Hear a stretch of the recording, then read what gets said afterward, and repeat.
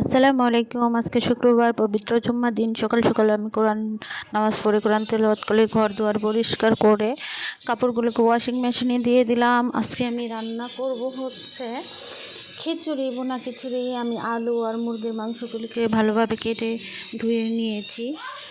মুসুরি ডাল আর মুগ ডাল একসাথে করে আমি পোলাও চাল আমি আরফানটা খাই। আরফান ছাড়া আমি কোনো পোলাওর চাল খাই না। যে আমি সব বাজার রেডি করে ফেলেছি। এখন এগুলোকে ভালোভাবে ধুয়ে নিব। আমি মুগ ডালটাকে একটু ভেজে নিব।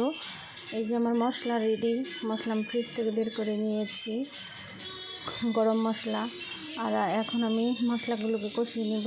রসুন দিয়ে দিলাম, তেল দিয়ে দিলাম, কিছু গোটা গরম মশলা দিয়ে দিলাম, আমার স্পেশাল গরম মশলা। তারপর আমি দিয়ে দিলাম হলুদ মরিচ। এখন আমি মুরগির মাংসটাকে ভালোভাবে কষিয়ে নিব। কষানো আমার হয়ে গেছে। এখন আমি আলুগুলোকে দিয়ে দিব। আমার ছোটো মেয়ে আলু খেতে অনেক পছন্দ করে, ওর জন্যই আলু দেওয়া। আমি আলু ভালোগুলোকে কষিয়ে দিয়ে এখন আমি দিয়ে দিব ভেজে রাখা, ধুয়ে পরিষ্কার করে রাখা মুগ ডালকে দিয়ে আমি একটু ভালোভাবে কষিয়ে নিব। আমার নেড়ে চেড়ে আমি ভালোভাবে কষিয়ে নিলাম। এখন আমি ইরফানের চালগুলোকে ভালোভাবে ধুয়ে পরিষ্কার করে নিয়েছি।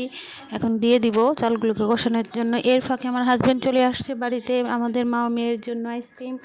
এই হচ্ছে আমার হাজব্যান্ড বাসায় চলে আসছে। বললাম তোমার কাছে কত টাকা, আমাকে কিছু টাকা দাও। এই যে আমি চাউলগুলোকে দিয়ে দিলাম। এখন আমি চাউলগুলিকে ভালোভাবে নেড়ে চেড়ে কষিয়ে নিব। ভালোভাবে কষিয়ে পড়ার পরে আমি 4 কেটলির মধ্যে গরম পানি আগে করে নিয়েছি। এখন আমি সবগুলোকে রাইস কুকারে দিয়ে দেবো। যে আমার কেটলিতে গরম পানি কমপ্লিট। এখন আমি কষানোর পরে রাইস কুকার অন করে দিব। এই যে আমার রান্না শেষ। এখন আমি উপর দিয়ে ভালোভাবে অরিজিনাল গাও ঘিটা দিয়ে দিব। রেডি হয়ে গেছে আমার খাবার। আমার চ্যানেল পছন্দ হলে সবাই, আপনি ভালো লাগলে ভিডিওটা ভালো লাগলে অবশ্যই লাইক কমেন্ট শেয়ার করবেন আর সাবস্ক্রাইব করে দেবেন আমার ইউটিউব। সবাই ভালো থাকবেন। আসসালাম।